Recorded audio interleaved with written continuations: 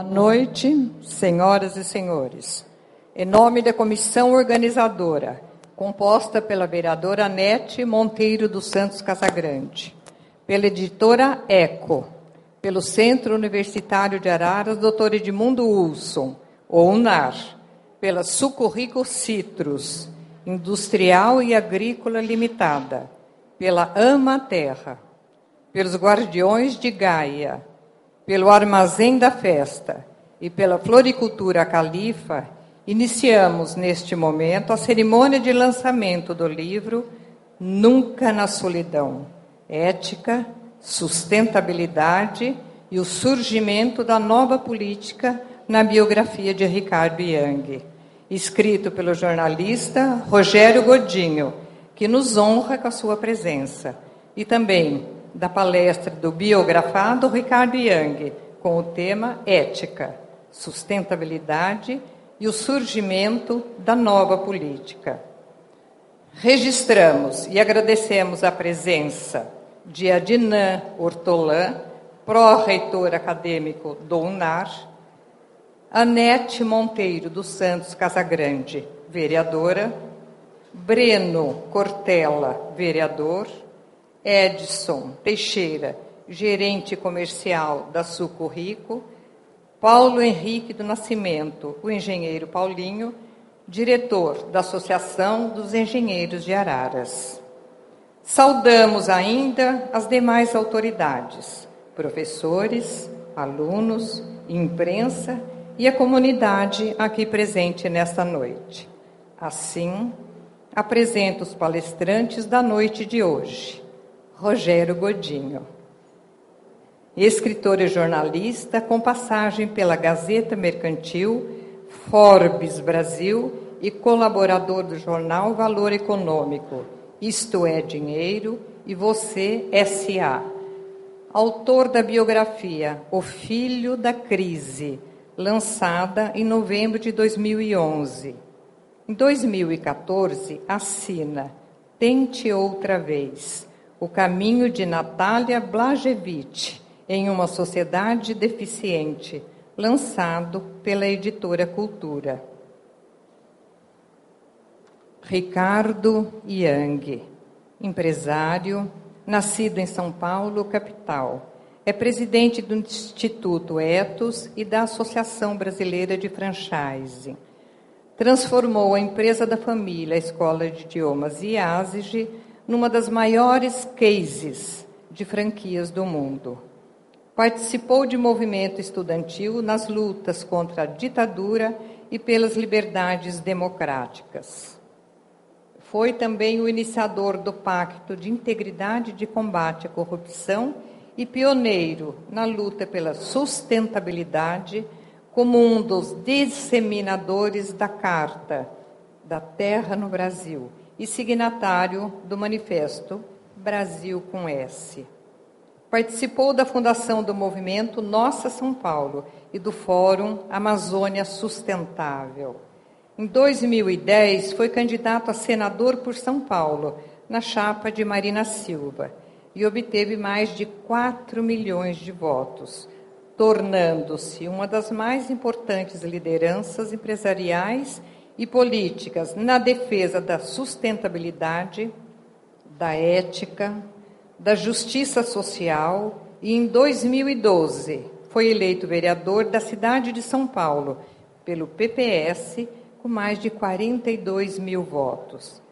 Ricardo Yang acredita no resgate e na ressignificação da política como instrumento legítimo de transformação da sociedade e a serviço do cidadão.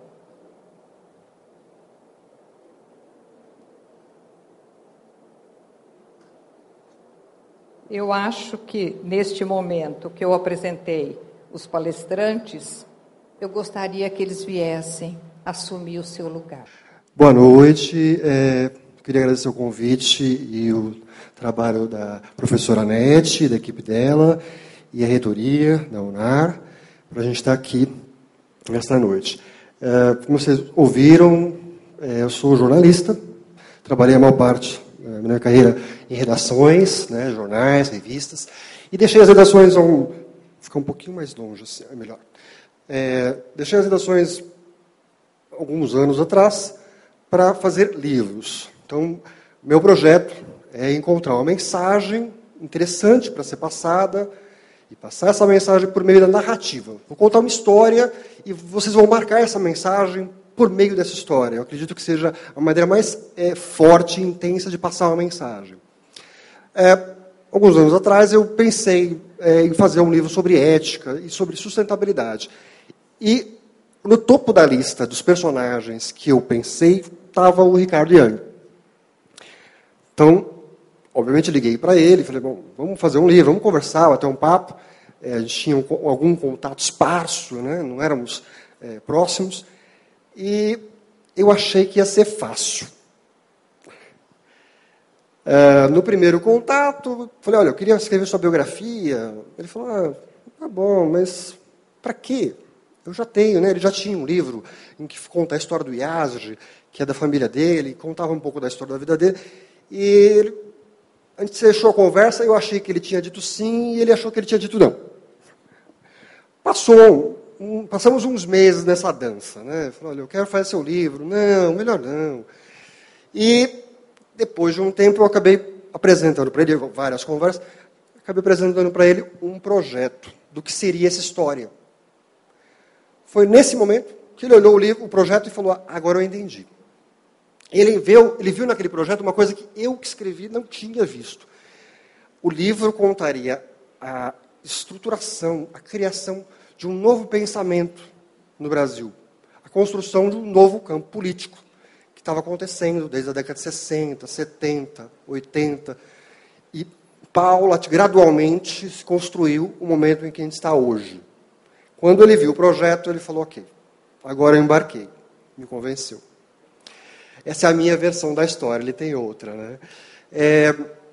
Eu queria agora passar para ele comentar um pouquinho sobre a visão dele, né, inicial. A gente vai dar uma abertura no tema e a gente vai tentar fazer um bate-papo, um ida e volta, para ficar mais dinâmico e não com aquela cara de palestra e vocês ouvindo durante um tempo, tá? Ricardo. Boa noite a todos. Estou muito feliz de estar aqui. É muito bom ver vocês, jovens, numa palestra como essa, que na verdade não é uma palestra, a gente vai falar sobre um livro. E eu queria agradecer a professora Nete por estarmos aqui, a professora Dinan, a universidade está nos recebendo. É uma noite de muita alegria. Claro que a história que ele contou não foi bem assim, né? Vocês podem ter imaginado. Imagina eu, né, que tenho 58 anos, eu tinha 56 na época, né? Estou lá no meu escritório, aí ele chega e diz, eu sou o Rogério Godinho e tal, e fui indicado por uma amiga comum nossa, chamada Rosa Alegria, e eu estou aqui porque eu quero fazer sua biografia. Eu disse, você bebeu, né? Quer dizer, eu não morri e não me consta que eu tenha feito nada de extraordinário que justifique uma biografia. Eu disse, não, você fez sim, você fez uma série de coisas que vale a pena contar. E eu disse, não fiz não. Uma coisa é a sucessão de coisas que eu fiz na área empresarial, na área da ambiental, da sustentabilidade. Outra coisa é isso, se constituir como uma biografia. Aí, ele usou uma tática, que sejam cuidadosos quando vocês forem falar com jornalistas. Quando, eventualmente, vocês estiverem com estudantes de jornalismo ou jornalistas, tomem cuidado com essa tática. Porque ele chegou e disse assim, tá bom, não vou fazer sua biografia, mas conta um pouco aí, como é que foi quando você tinha 18 anos e participava do movimento estudantil na ditadura? Como é que foi isso? O bobo aqui começava a contar, né? Aí, então, depois que você saiu da faculdade, você começou a se interessar por esses movimentos de empresas éticas e tal. conta um pouquinho disso aí para... Bom, e aí o cara começou a fazer com que eu contasse a história. E a gente começou a ver, e aí foi uma descoberta juntos, que realmente tinha uma história atrás dessa história, né? Que é essa história do livro, né?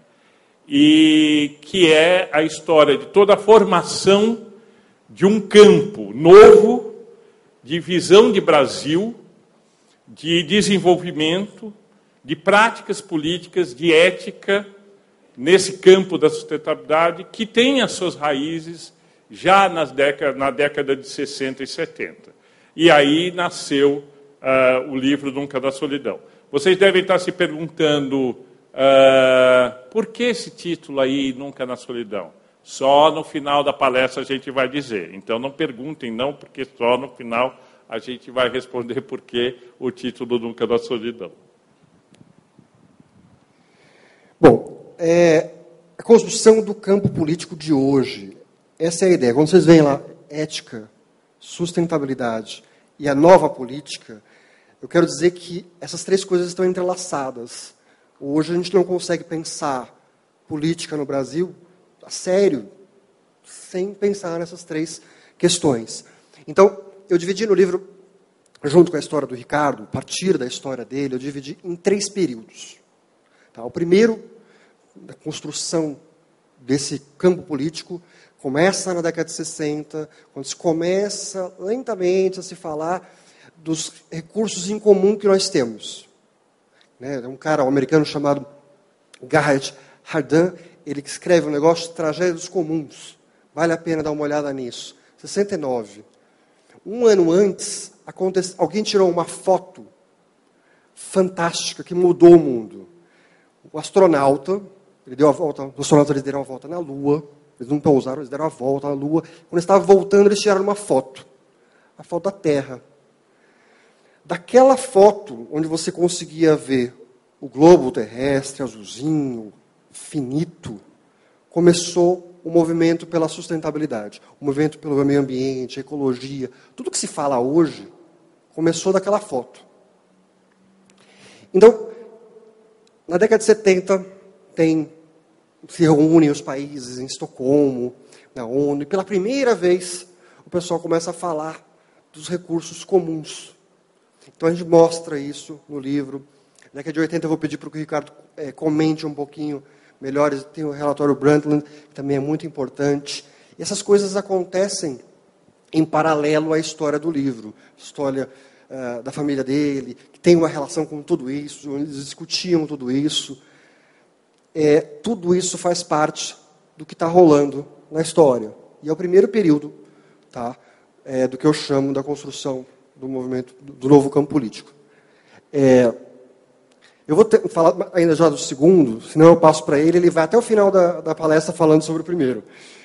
O segundo se passa na década de 90 e a gente tem a ECO 92. Você tem, nessa década, aquele momento, aquela ideia que começou na década de 60, 70 e 80, ela começa a se consolidar, as pessoas começam a falar de verdade nisso. Em meio ambiente, mas por enquanto é só meio ambiente, tá? Nova política não entrou ainda. Isso que a gente fala hoje, as manifestações, ela vai ter uma relação com tudo isso. Naquela época, quem se interessava por meio ambiente estava ligado no que estava acontecendo com a ECO 92 e os movimentos que vieram depois. Tá? No final da década de 90, começa um movimento para imaginar um novo mundo. Tem a ver com os movimentos anticapitalistas, que não necessariamente precisava ser contra o capitalismo, mas o pessoal começou a parar e imaginar, olha, posso ser capitalista, mas eu quero um capitalismo diferente do que tem aí. Eu quero reformar esse capitalismo. Eu não quero trocar ele, mas de repente eu quero melhorar.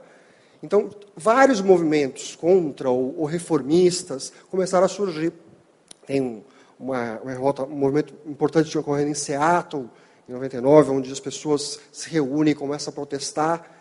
Esses grupos começam a se falar. É um novo momento na história da política e dos protestos.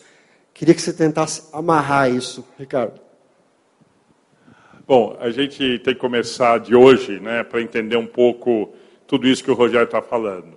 Nós estamos presenciando um momento histórico muito importante no mundo, mas fundamentalmente no Brasil, que é um colapso de uma concepção de sociedade, de desenvolvimento, de valores.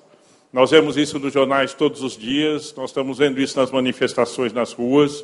Não há ninguém feliz com a política tradicional, os políticos nunca foram tão odiados pela sociedade.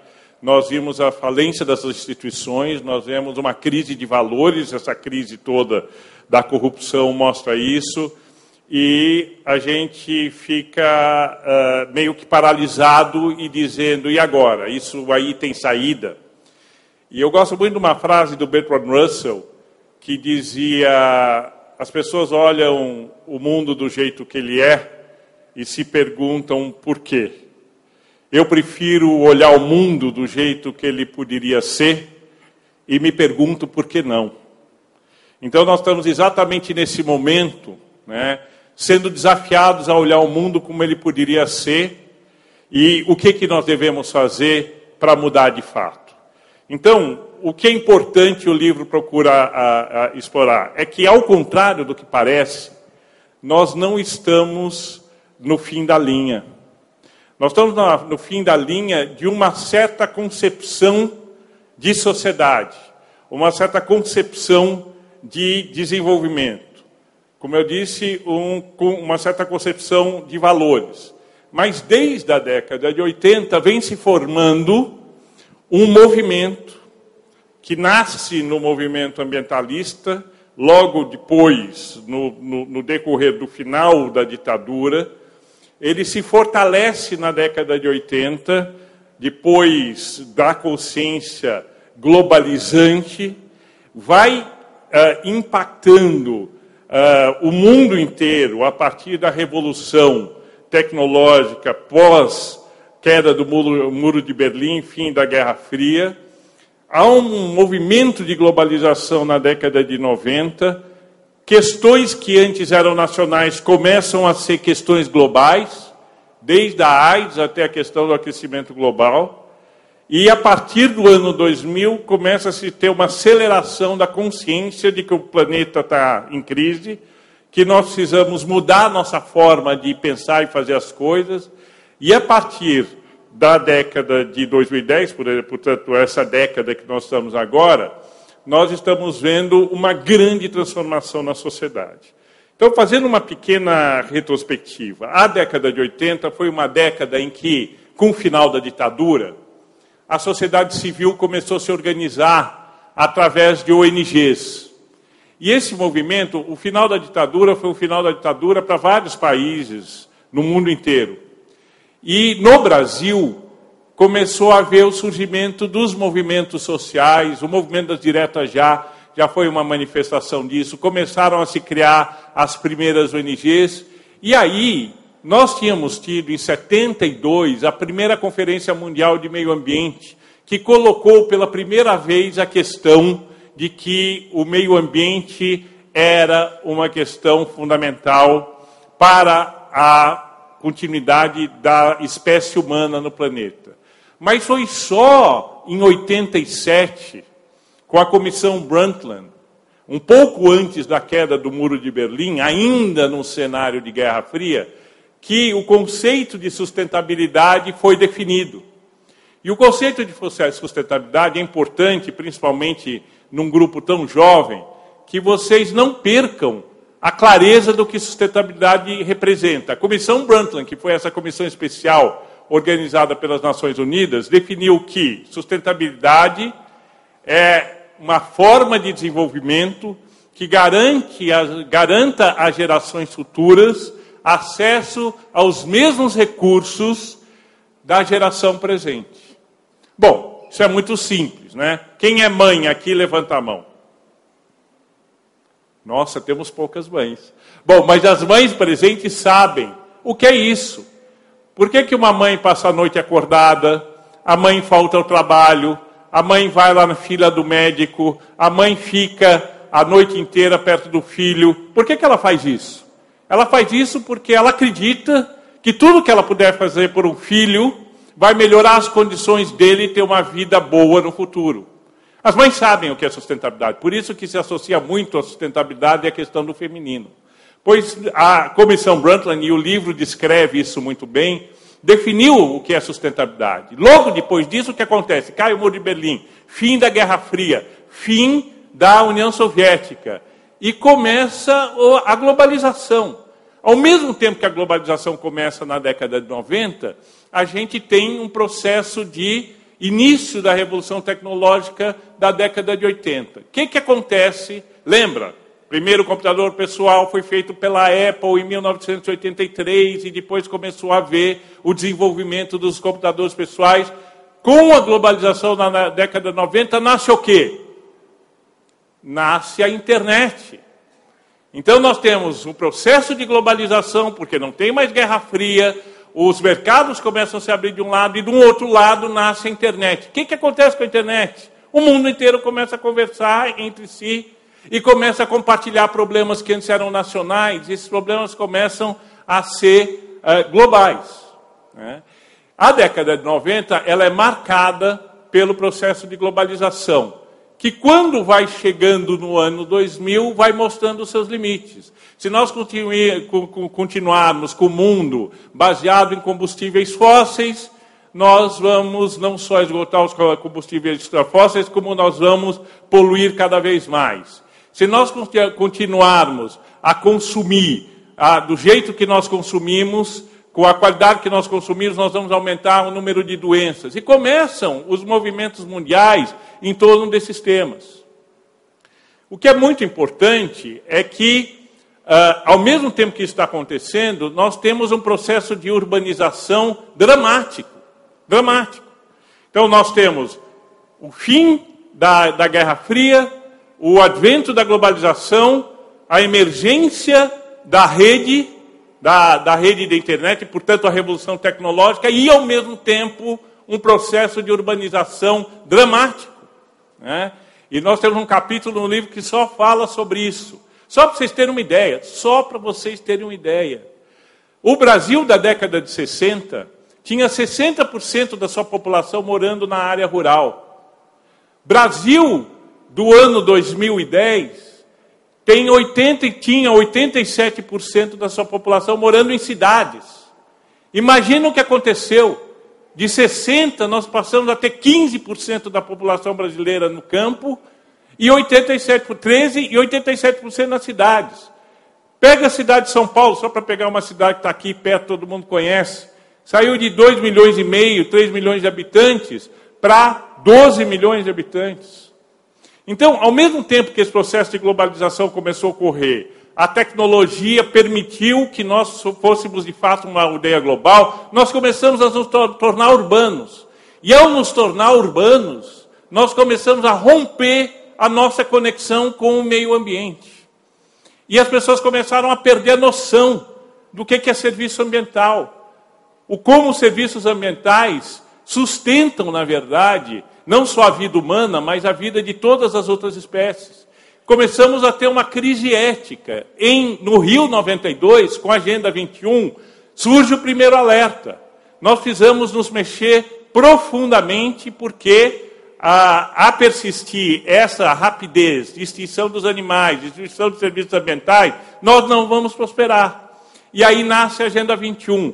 A Agenda 21 traz como a Conferência de 92 traz como um dos grandes resultados dessa conferência a Carta da Terra. E a Carta da Terra, quem aqui já leu a Carta da Terra, levanta a mão. Pois é, nós temos aqui algumas pessoas que leram a Carta da Terra, e eu acho o documento mais revolucionário do século XXI. Ele foi escrito no final da década de 90, foi lançado no ano 2000, e foi uma carta que reescreve o compromisso ético da humanidade com o planeta. E a partir da Carta da Terra, nós começamos a ter uma revolução ética. Então vejam nesses 30 anos as mudanças que nós passamos.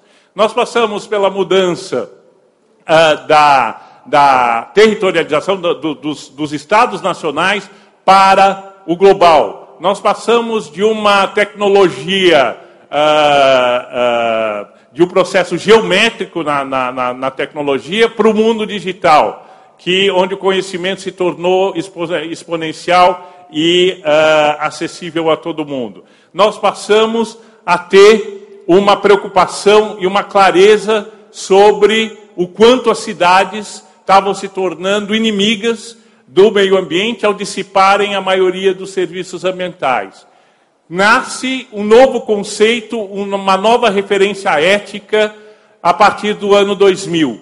E a partir de 2006, 2007, o filme do Al Gore, o relatório do painel internacional de mudanças climáticas e o relatório Stern dizem para a humanidade inteira ouvir: a persistir esse processo, essa civilização vai entrar em colapso.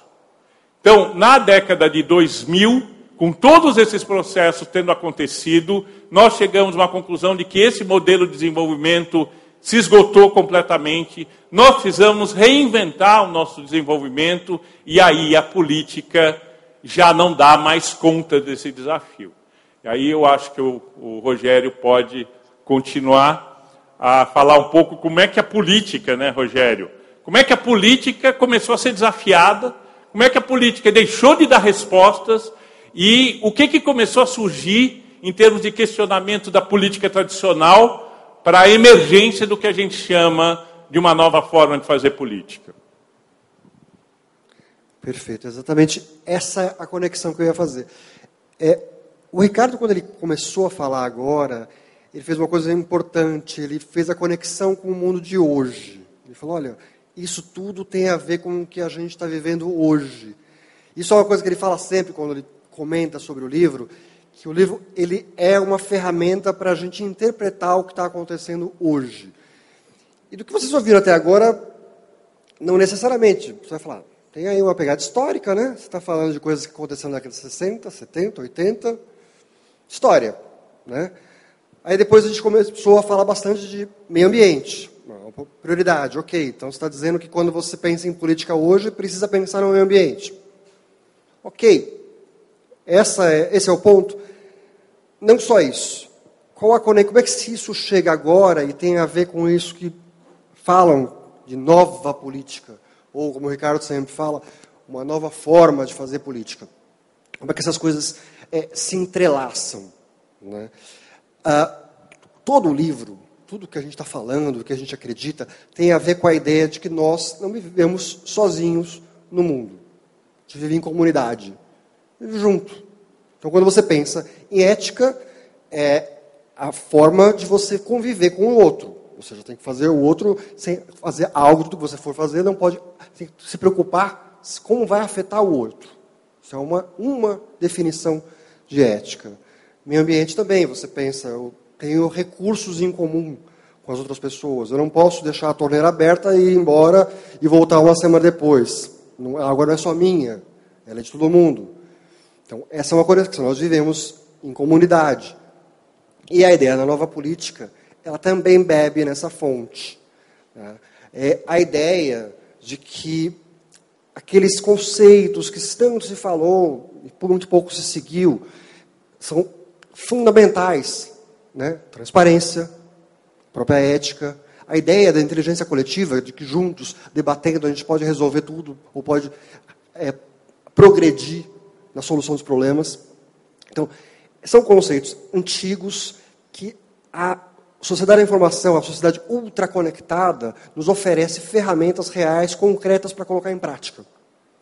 Essa é a ideia da nova política. Então, a ideia de que é fundamental que você ofereça um programa de governo, quando você vai, os políticos têm que oferecer programa de governo com antecedência para discutir com a sociedade e oferecer debate, todo mundo participar.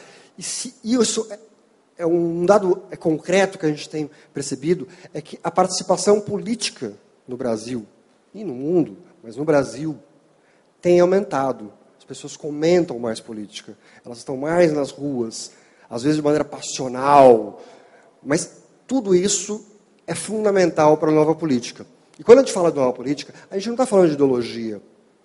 Não, independente da ideologia estar ou não errada, de você ter as suas crenças, você pode ser direita, esquerda, centro, independente do seu espectro ideológico, se você quiser acreditar nele, você pode utilizar a nova política. Você pode trabalhar com esses conceitos. E aí a gente acredita que o debate vai progredir de maneira eficiente. Ricardo, comentar um pouquinho sobre a nova política? Então, nós chegamos na década de 2000 e começamos a perceber, eu na época presidia o Instituto Ethos, que é uma organização que reúne cerca de 1.200 empresas. E o tema do Instituto Ethos, que foi fundado em 98, era responsabilidade social e sustentabilidade. Mas a questão da sustentabilidade não era ainda um foco do Ethos. A partir de 2006 e 2007, nós começamos a pensar em como nós podemos trabalhar para colocar o tema da sustentabilidade no coração do debate político. Porque a política, tal como a gente a conhece hoje, ela foi concebida pelos iluministas, ainda no século XVIII, no século XIX. Nós vivemos não só uma sociedade que ainda percebe as relações dentro de uma visão cartesiana, como a nossa política, ela está totalmente desatualizada. O conceito de democracia representativa, de partido político, de direita, esquerda, situação, oposição, maioria, minoria, está completamente ultrapassada à frente das mudanças que estão ocorrendo na sociedade. A sociedade ela está exigindo novas formas de participação política. As redes permitiram que as pessoas pudessem participar diretamente, sem necessariamente de se fazerem representar. Os partidos políticos perderam sentido, inclusive o sentido ideológico, porque se pasteurizaram e assim por diante. Então, duas questões vieram muito fortes na década de 2000, que foi como colocar a sustentabilidade no coração do debate político na sociedade. E dois, como pensar a política de uma forma diferente. E aí foi um momento muito bonito, talvez um dos momentos mais bonitos que eu participei na minha vida, que foi a criação do Brasil com S, né, do movimento Brasil com S. O que aconteceu? Em 2006 e 2007, a gente dedica os 2 capítulos a isso no livro. Em 2006 e 2007, veio a consciência de que os recursos eram finitos, que o processo de aquecimento global vinha caminhando muito forte. Depois teve, em 2009, a Conferência de Copenhague, que mostrou que nós iríamos rapidamente para o processo de aquecimento global de, no mínimo, 2 graus até 2050, se não conseguíssemos reverter isso. E era incrível que os políticos não falavam nisso, os governos não falavam nisso. Então, começou-se um movimento com ONGs, empresas, algumas figuras do mundo político, para aproveitar as eleições de 2010 como um espaço para se colocar discussão sobre a sustentabilidade no coração do debate político. E nós começamos em 2008, já tínhamos tido a experiência da fundação da Rede Nossa São Paulo, que criou os princípios das cidades sustentáveis, a partir da conferência da Dinamarca, de Amorg, na Dinamarca. E a Nossa São Paulo já tinha conseguido propor, para 2008, uma plataforma de cidades sustentáveis para a cidade de São Paulo. Entusiasmados que estávamos, começamos um movimento nacional e criamos o Brasil com S e criamos um manifesto do que deveria ser um programa para o Brasil.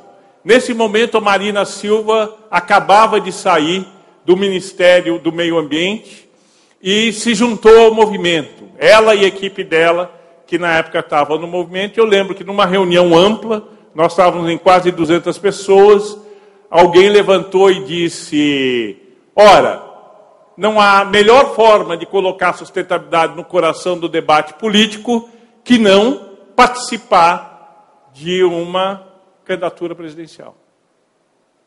Bom, isso foi uma loucura. Imagina se participar de uma candidatura presidencial. Com que partido? Como? Quando? Qual a estrutura que a gente tinha para isso? Né? E aí veio o Partido Verde e disse, nós topamos. Se vocês se organizarem para isso, se a Marina for candidata, nós topamos.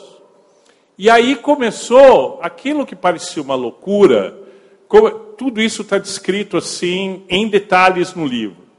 O que parecia uma loucura no primeiro momento, um grupo que se uniu para repensar o Brasil, começou a levar a sério a participação política de verdade. Isso significava pensar um programa para o Brasil, significava pensar quadros, significava pensar candidatos que nunca foram candidatos para entrar na política. Isso significava repensar tudo. E foi isso que nós fizemos. Do Brasil com S, nós fomos construindo um programa para o Brasil, fomos construindo novas premissas para a prática política. A partir dessas premissas da prática política, nós convidamos pessoas para participarem, e eu fui uma delas. Eu nunca tinha me filiado a um partido político, eu nunca tinha participado de nenhuma eleição. Eu fui uma das pessoas que foi convidadas a se filiar ao Partido Verde e me candidatar, e o resultado foi absolutamente extraordinário. Sem dinheiro, sem estrutura partidária, com pessoas que a população praticamente não conhecia, porque não eram políticos tradicionais, nós chegamos a 20 milhões de votos nas eleições de 2010. Então, a partir de 2010, um novo fenômeno começou a se constituir. Nós percebemos que sim, era possível se levar a sustentabilidade para o coração da política e se discutir a sustentabilidade como um campo alternativo da política tradicional. E mais, se pensar uma prática política que fosse coerente com as premissas da sustentabilidade. Aí nós saímos do Partido Verde e nós criamos o movimento da nova política que correu o Brasil inteiro. E ao mesmo tempo que nós estávamos em palestras e conversando com as pessoas sobre qual é a nova política, qual a política que está no teu coração, no teu coração, no teu coração, como é que nós podemos resgatar a nobreza da política, tal como o livro traz nos textos da Hannah Arendt. E nós começamos a repensar uma forma completamente diferente de pensar e fazer política. E daí, no decorrer desses anos, né, que foi o ano fundamentalmente de 2011 e 2012, nós começamos a ver as manifestações eclodindo. Primeiro na Praça Tahrir, no Egito, depois na Praça do Sol, na Espanha. Esses movimentos foram se disseminando e todos os jovens diziam, nós não reconhecemos você, político, como nosso representante. Os nossos sonhos são muito maiores do que a sua capacidade de nos representar. E o mundo inteiro começou a questionar a política tradicional e começou a exigir novas formas de participação política. A partir daí, do movimento da nova política, nós criamos vários organismos. Nós criamos a Rede de Articulação Política pela Sustentabilidade, que é uma ONG que forma quadros políticos, independentemente de partidos, dentro da visão da ética e da sustentabilidade. Nós criamos o Instituto Democracia e Sustentabilidade para produzir conteúdos para esse campo da sustentabilidade, para a gente pensar o que é pensar energia de forma sustentável, o que é pensar política industrial de forma sustentável, o que é uma política ambiental que não briga com o desenvolvimento e, ao contrário, possibilita o desenvolvimento. E nós fomos construindo todo um quadro referencial para a política a partir daí. Aí resolvemos, como parte desse esforço, começar uma rede que seria completamente diferente de todo o resto, né? E criamos a Rede Sustentabilidade. E a ideia é que essa rede pudesse participar das eleições de 2012. Né? E isso não foi possível, porque a rede não foi registrada, mas isso é uma outra discussão, né? Por que não foi, quais foram as razões que não foram e tal. Mas se criou uma referência também partidária para esse campo da sustentabilidade. Eu estou vereador. Eu não sou vereador, ou sou deputado, ou sou ou senador candidato que fui. Eu sou um quadro gestado nesse movimento da sustentabilidade, que está no cargo de vereador, mostrando que é possível uma prática política ética, independente, ligada à sustentabilidade, e mesmo sendo o único representante do meu partido, que é o PPS, nós fazemos coisas incríveis na Câmara a partir desse referencial político que nós chamamos de nova política. E o que eu gostaria de dizer para vocês, antes de passar de volta para o Rogério, e antes de começar com as perguntas e respostas, é de que uma das nossas maiores satisfações é que quando, nas eleições presidenciais do ano passado, quando o partido não foi registrado e a Marina fez o movimento de entrar no PSB e apoiar o Eduardo Campos, uma das coisas mais bonitas foi ver o Eduardo Campos se apaixonando pela causa da sustentabilidade. Uma coisa que parecia absolutamente impossível, que era colocar um partido que nem tinha nascido ainda, sentado lado a lado com um partido já institucionalizado, que é o PSB e o PPS, e juntos construírem um programa de governo que tinha a questão da sustentabilidade como seu eixo, foi uma das coisas mais emocionantes que eu vivi nesses últimos tempos. E o Eduardo Campos, que era um homem extremamente experimentado, inclusive experimentado na forma tradicional de fazer política, foi se transformando nesse processo. O livro conta isso, e conta isso bem contado. O Rogério foi muito... Na verdade, o livro era para ter terminado, o último ato do livro deveria ter sido o início das eleições. Como houve a tragédia de agosto, nós fomos até o fim das eleições para contar como é que foi essa história por dentro. Como é que foi a ida da Marina para o PSB, como é que foi a luta interna dentro do PSB, como as propostas do Eduardo Campos e do programa de governo foram desfiguradas a partir daí, como a velha política tentou prevalecer, todos os aspectos da campanha, né, onde PT e PSDB se uniram para destruir a Marina no primeiro momento, né? Tudo isso está no livro. E tudo isso mostra que a emergência de um novo campo, de visão de sociedade, de prática política, de relações éticas, de valores, já emergiu. Não é hegemônico na sociedade ainda, mas já fez 20 milhões de eleitores em 2010, 22 milhões de eleitores em 2014. E vem criando uma série de movimentos na sociedade que começam a ser uma referência do que virá. Então, eu quero concluir a minha parte, né, e obviamente, eu estou totalmente aberto aqui para as perguntas, antes de passar para o Godinho, dizer que toda vez que eu vejo o Brasil em crise, eu digo, está cada dia mais perto a mudança que esse país vai passar por. Porque o que nós estamos vendo é uma crise de modelo que não se sustenta. É uma crise de uma economia baseada na produção de petróleo, de energia fóssil. Toda a nossa política industrial foi subordinada ao pré-sal.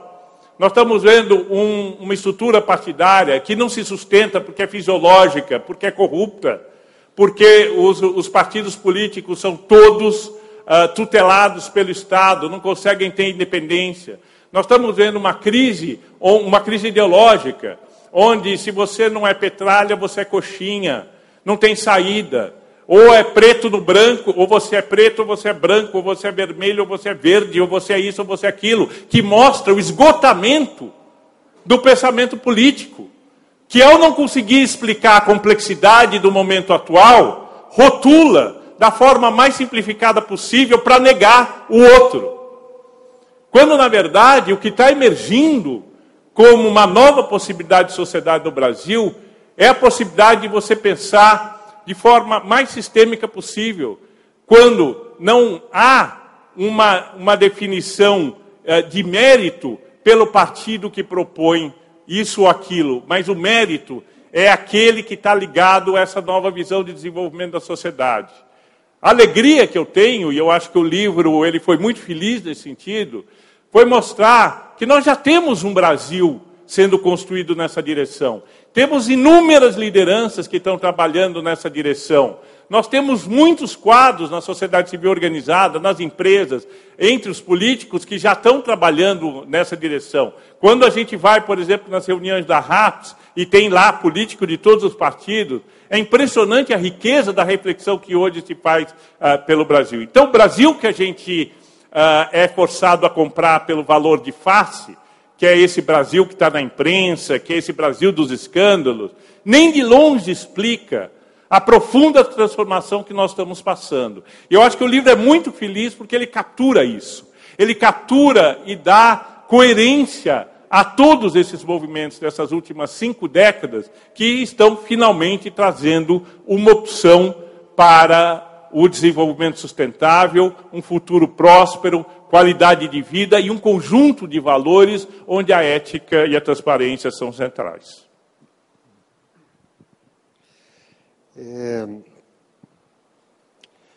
Quando eu estava escrevendo o... Vou mostrar aí.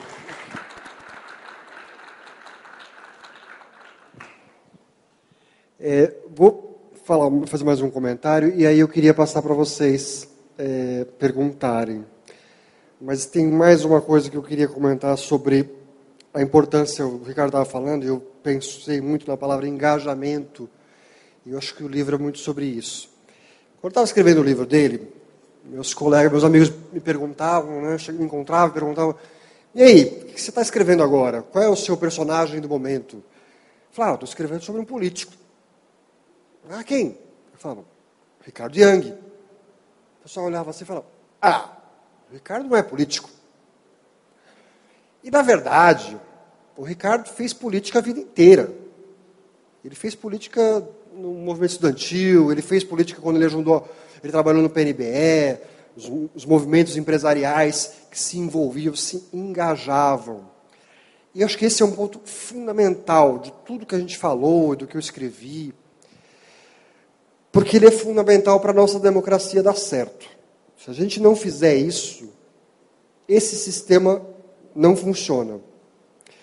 Queria comentar, tem um cara chamado Alexis de Tocqueville, que ele é um francês, viveu no século XIX, ele viveu numa monarquia, e ele recebeu uma bolsa, uma grana para fazer uma viagem para os Estados Unidos e visitar os presídios.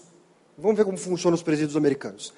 E chegando lá, ele ficou interessado, fascinado pelo sistema democrático, e ele escreveu um livro, Democracia na América, que talvez, certamente, é uma das melhores críticas e análises já feitas sobre a democracia e sobre a democracia americana. E uma coisa que ele falou muito, fundamental sobre a democracia, e por que funcionava lá, na opinião dele, é que o americano ele tinha a tradição, o costume de se reunir. Se reúne em sociedade de bairro, sociedade dos jardineiros, sociedade dos comerciantes. Eles se reúnem semanalmente para discutir. Olha, temos um problema aqui, vamos nos movimentar, nos manifestar sobre isso, vamos nos expressar politicamente. Na opinião dele, isso era um dos pontos fundamentais da democracia. Sem isso, ela não funcionaria. Uma teoria que isso era uma herança do protestantismo inglês, né? Eles tinham mania de se reunir para ler a Bíblia e foram se reunir e acabavam discutindo problemas da vila. Isso veio da cultura americana e fez a democracia americana funcionar. Os especialistas dizem que já não é tão bom assim nos Estados Unidos hoje. Eles não têm mais tanto esse hábito, essa tradição de discutir. Mas a gente continua achando que é fundamental o engajamento de cada um de nós, de todos os cidadãos, para a democracia funcionar. Senão, vira um jogo de cartas marcadas, você vai lá, vota no seu candidato, né, e esquece durante 4 anos que política existe. E nesse tempo ninguém está olhando o que eles estão fazendo. Então, o livro ele fala de engajamento por causa disso. De engajamento desde o empresarial, todas essas instituições que o Ricardo participou, até as manifestações que estão ocorrendo agora. Mesmo que às vezes a pessoa com quem você está conversando, você acha a opinião dela, não sabe o que está acontecendo, ela está enganada, está sendo manipulada, mas pelo menos o debate está acontecendo. Você está conversando com alguém sobre política. Você tem uma opinião, ela tem outra, e vocês estão discutindo. Isso, na nossa opinião, no nosso ponto de vista, é positivo. Então, quando ele falou da Hannah Arendt, e tem a ver com o título do livro, eu não vou dizer o que é, mas tem muito a ver com a ideia do que é o livro. Não é um título, o título bonito, Nunca na Solidão, que poético, não. É fundamental para entender o que é essa história, essa mensagem. Então, a Hannah Arendt, ela redescobre, ela traz de volta uma ideia, a democracia da Grécia Antiga. Para o grego, você só era pessoa civilizada se você atuava politicamente. Né? Lógico, tinha muita gente que não atuava, escravo, tinham escravos, mulher, mas o cidadão, né, hoje todos nós somos cidadãos, então a gente não tem aqueles problemas que eles tinham, mas o cidadão, ele era um ser humano de verdade, real, quando ele participava politicamente. Né? Você era ativo, você fazia coisas que modificavam o seu entorno. Se você não fizesse isso, se você ficasse em casa, né, você tinha um termo que hoje para a gente é um xingamento, mas na época era idiota, né, o que só se interessa pelo seu mundo. Vou comprar meu carro, vou comprar minha casa, vou ver minha vida assim, eu não tenho interesse no que está à nossa volta. Isso para o grego era uma ofensa. Então o livro tem essa mensagem da Hannah Arendt que ela recupera essa ideia da Grécia Antiga. Temos que participar, vamos participar, seremos mais ricos, espiritualmente falando, se participarmos. Tá? Talvez ele queira comentar alguma coisa? Não, vamos para as perguntas, que nós já estamos aqui no final do nosso tempo. Mas eu só queria fazer um comentário sobre o livro.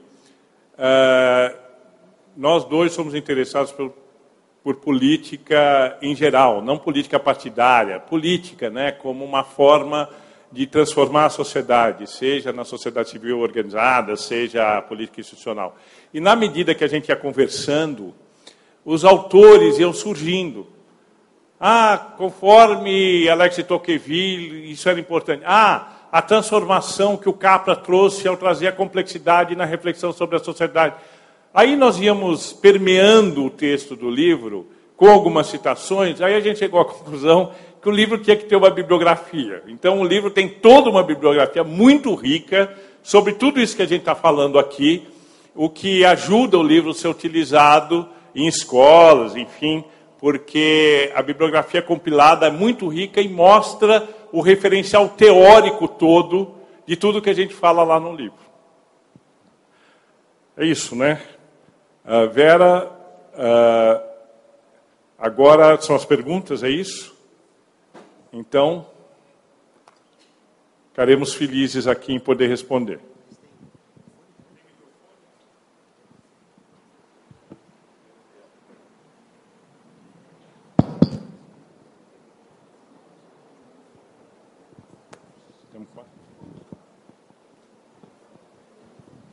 Boa noite. Senhor Ricardo, primeiro parabéns aos dois, né? Muita informação que estamos recebendo aqui, né? Dentro da sua percepção, estando totalmente envolvido com o assunto, com o tema, né? Eu gostaria que fosse externada qual a sua visão realmente em relação às contribuições que estão sendo dadas, primeiro, pelo meio científico, relacionado mais às universidades, e segundo, a visão do capital, representando aí as empresas, que o senhor, inclusive, é um dos empresários também, né? Então, o que esses dois segmentos estão efetivamente fazendo em defesa desse movimento que é simplesmente fantástico? Ok? Perfeito. Bom, eu acho que a questão em relação ao capitalismo é o seguinte: o capitalismo, da forma com que nós o praticamos e concebemos, esgotou-se. Não dá mais para pensar num sistema que só extrai e acumula, cujo principal referencial de riqueza é o PIB. Se nós temos mais crimes, o PIB aumenta. Se nós temos mais atropelamentos, o PIB aumenta. Se nós tivermos mais acidentes de automóvel, o PIB aumenta. É ridículo. Um paizinho desse tamanho, como Butão, demonstrou ao mundo inteiro que prosperidade e qualidade de vida tem a ver com economia, mas tem a ver com muito mais. Inspirou o mundo inteiro a buscar uma alternativa ao PIB, e se discute muito o FIB, etc., mas o ponto é o seguinte: não dá para conseguirmos continuarmos insistindo num sistema que é concentrador de renda. Tem um autor chamado Thomas Piketty, que lançou um livro agora há 2 anos, onde ele faz uma revisão das teses marxistas e mostra que o capitalismo é sim concentrador de renda e que, se não houver sistemas redistributivos no sistema, o capitalismo tende a entrar num autocolapso. E, além disso, o capitalismo, da forma que a gente o conhece, baseado só no consumo, não vai prosperar. Então, uma das coisas mais desafiadoras da sustentabilidade é qual o modelo econômico que pode promover o bem-estar social, garantir e regenerar o meio ambiente, criar um novo sistema de valores que possam reorientar a sociedade, criar uma nova forma de exercitar a política no seu sentido mais amplo possível, repensar a estética das cidades, repensar a estética dos campos e resgatar a beleza e o bem-estar, que são 7 pilares da sustentabilidade. Bom, é isso que nós estamos desafiados a fazer. O livro traz vários livros que já trazem, vários autores que já trazem essa discussão, né? E é esse o desafio que a gente tem. A gente tem que reinventar um sistema econômico. Se chama capitalismo, não chama capitalismo. Certamente não é o socialismo tal qual nós o conhecemos, mas certamente não é o capitalismo tal qual nós o conhecemos hoje. É um outro sistema. E o mundo inteiro está debruçado sobre isso e pensando sobre isso.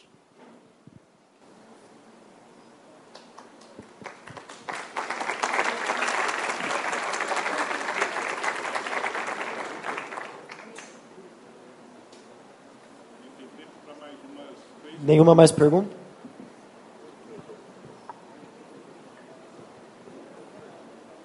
Deixa eu modular aqui. Tá bom assim? O Rogério comentou agora no final sobre o engajamento. A minha pergunta é, Rogério, qual é a tua expectativa da velocidade desse engajamento? Claro que não só a tua expectativa, a expectativa do Ricardo, porque eu sinto que esse engajamento está acontecendo, mas ele é um pouco lento. Vocês estão aqui buscando desenvolver isso, mas com atitudes assim são perfeitas, mas leva muito tempo. Vocês têm uma perspectiva de tempo que isso vai levar para que a comunidade se engaje?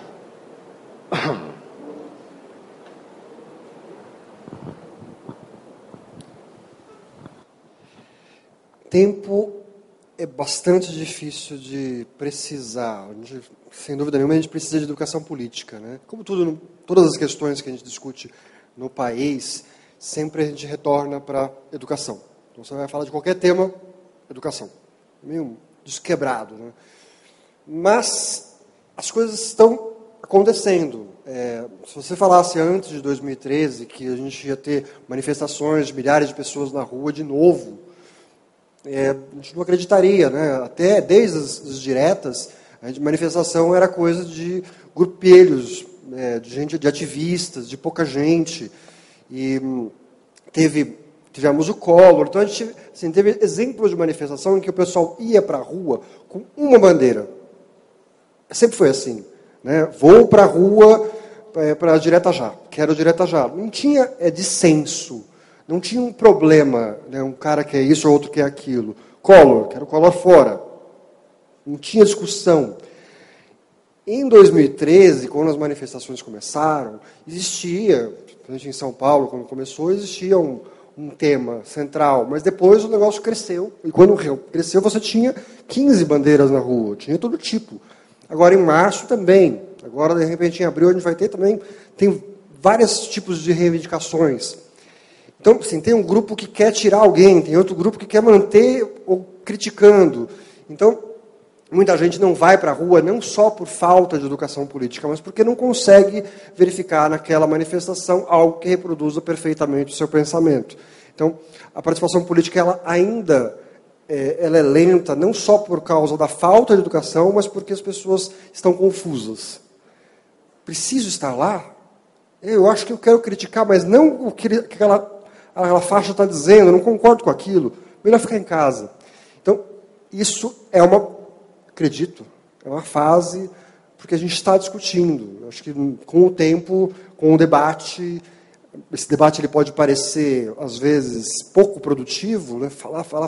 Um fala uma coisa, o outro fala, se termina a conversa e ninguém mudou de ideia, mas um pouquinho todo dia e a gente está discutindo. Então, o que não pode parar é o debate. Acho que as manifestações elas vão continuar, possivelmente crescer, e resultados, tempo, aí já é difícil dizer. Aí vamos chamar eu de otimista se eu falar uma coisa.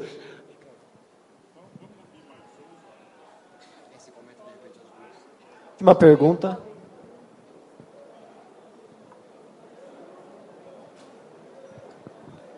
Bom, boa noite. Na verdade, eu queria fazer um comentário, né?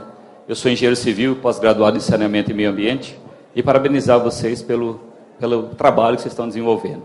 O que eu vejo, o comentário que eu quero fazer, é que a revolução industrial que ocorreu e a falta de conhecimento de meio de comunicação que nós tínhamos no passado, fez com que todo mundo se preocupava mais com a parte financeira do que com a parte do meio ambiente. Nós não tínhamos conhecimento do que iria trazer a revolução industrial com o meio ambiente. E o que eu acho hoje é que com todo o nosso conhecimento, com todos os estudos e os meios políticos e toda a sociedade em geral, ela está fazendo com que todo mundo tenha o seu conhecimento e cada um tenha a obrigação de fazer a sua parte. O que eu vejo é que eu tenho uma esperança muito grande, nós vamos ter um futuro muito melhor, porque hoje nós temos um conhecimento de fato de tudo que vem acontecendo, e que se cada um de nós não se movimentar e realmente não fazer a sua parte, a gente vai ter acabado com todos os meios, com todos a natureza nossa vai estar acabada.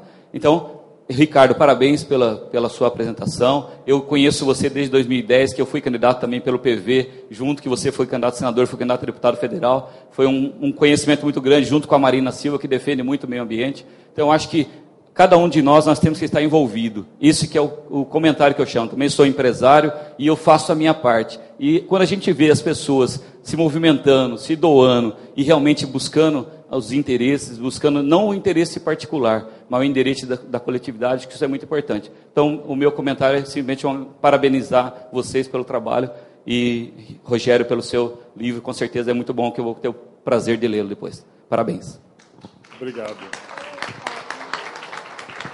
Pessoal, o pessoal da organização nos alertou de que a gente vai precisar encerrar daqui a pouco, porque nós também vamos autografar os livros daqueles que, entre vocês, adquirirem os livros. Nós vamos estar lá fora à disposição de vocês e podemos também aproveitar e responder mais perguntas e conversar um pouquinho mais com vocês. Então, eu acho que nós podemos pegar as duas últimas perguntas e aí encerrar. Tem uma pergunta ali e mais uma da moça de amarelo e do rapaz de camiseta vermelha.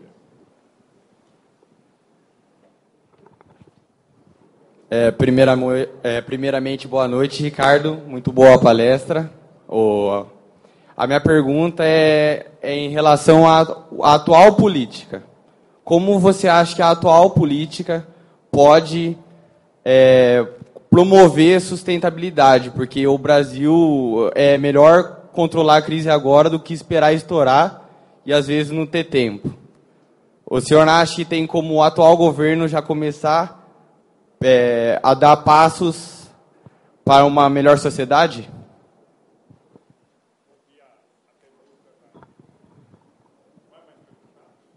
Você não vai mais perguntar?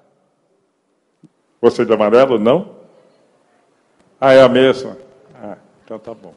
Então, mais uma pergunta aqui. E aí eu respondo as duas. Boa noite, Ricardo. A minha pergunta é, você acha que a política está no caminho certo para a sustentabilidade com ética que caminhamos os nossos políticos? Eu acho que não. Eu acho que nem a política atual, nem caminhamos para um processo político que tenha alguma identidade com a sustentabilidade. Eu acho que no livro a gente procura discutir isso. Nós precisamos... A sociedade, a política está a reboque da sociedade, as leis estão a reboque da sociedade. Primeiro a sociedade se transforma, depois as instituições procuram se adaptar a essas mudanças. E o que nós estamos vendo agora, em pleno século XXI, em plena revolução digital, onde nós somos cada vez mais conectados em rede, onde cada vez mais somos uma inteligência coletiva, a obsolescência da política tradicional em relação aos desafios que a sociedade coloca é total. É total. Então, eu não acredito que os partidos políticos, tais como eles estão estruturados hoje, a política tal como está estruturada hoje, vai conseguir dar respostas adequadas.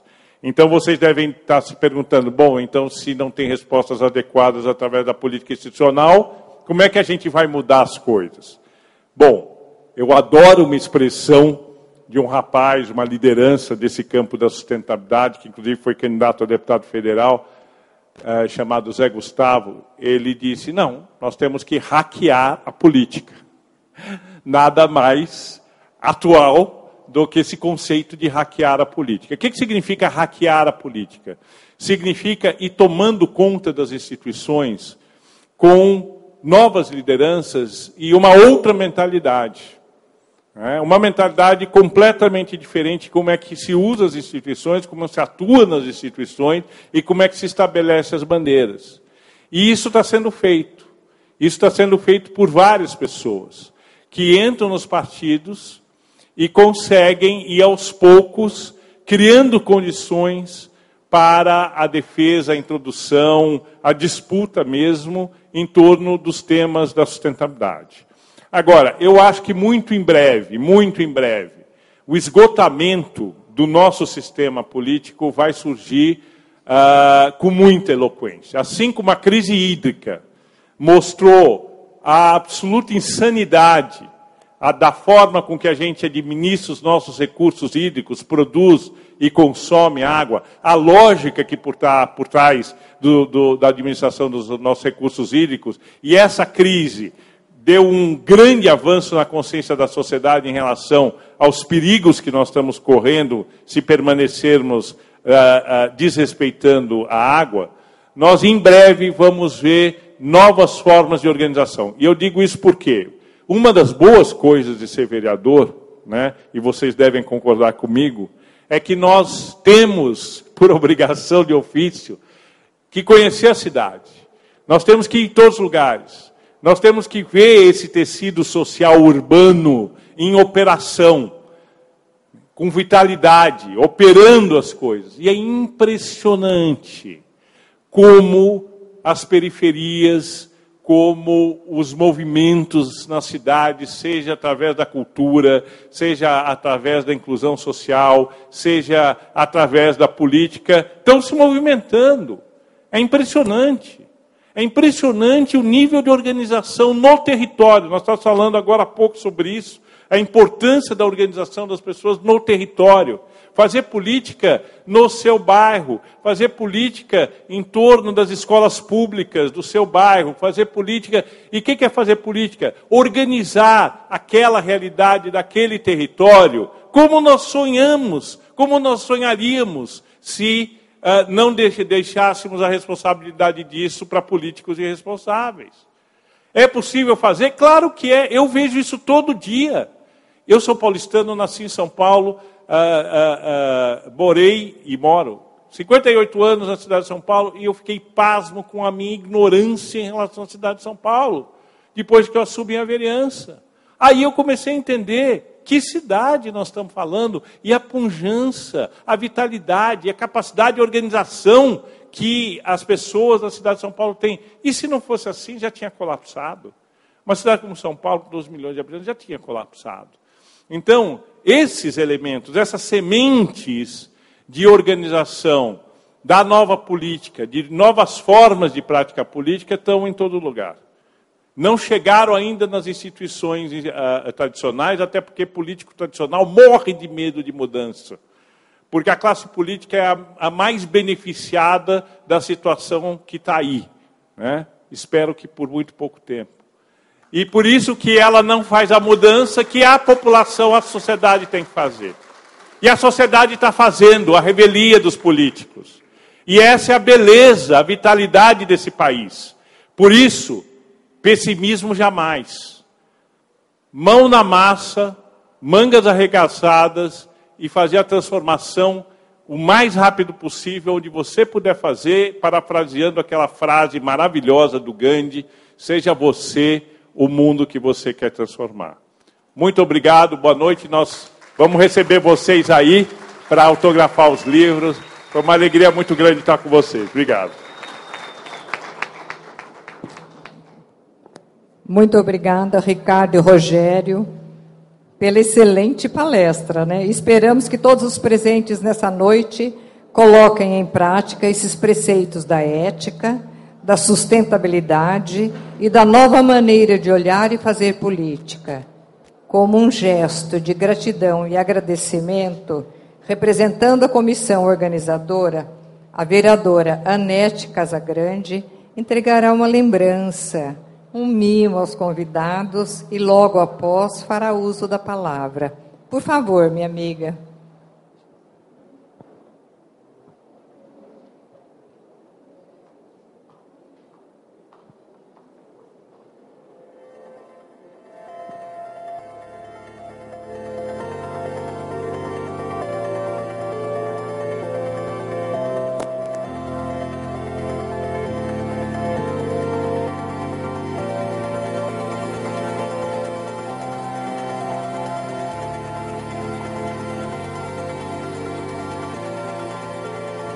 Boa noite a todos. Primeiramente, quero agradecer ao vereador empresário Ricardo Yang por ter abrilhantado nessa noite maravilhosa com o seu conhecimento, e ao Rogério Godinho pelo livro maravilhoso, que a gente só consegue fazer algo, escrever algo, quando a gente espelha em boas pessoas. Você, Rogério, foi muito feliz ter espelhado no Ricardo Yang para a construção do seu livro. Nos honrou. Hoje Araras está se sentindo presenteada com esses dois ícones da nossa sociedade. Temos que acreditar no Brasil melhor. E pessoas como essas nos ensinaram na noite de hoje como pode mudar o nosso país. Boa noite.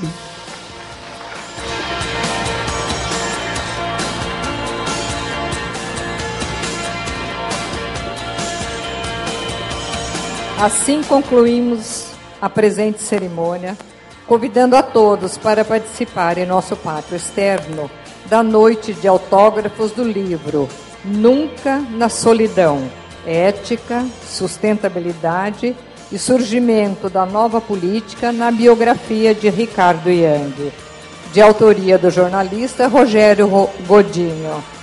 Na oportunidade, também será servido um delicioso coffee break, oferecido pela empresa Sucorico. Esclarecemos que os certificados de participação vão ser entregues para representantes das instituições educacionais em, no máximo, uma semana, para a posterior retirada dos alunos interessados. Ao final da palestra, os alunos do UNAR deverão entregar os relatórios para os representantes do diretório acadêmico da Faculdade de Direito. Boa noite a todos.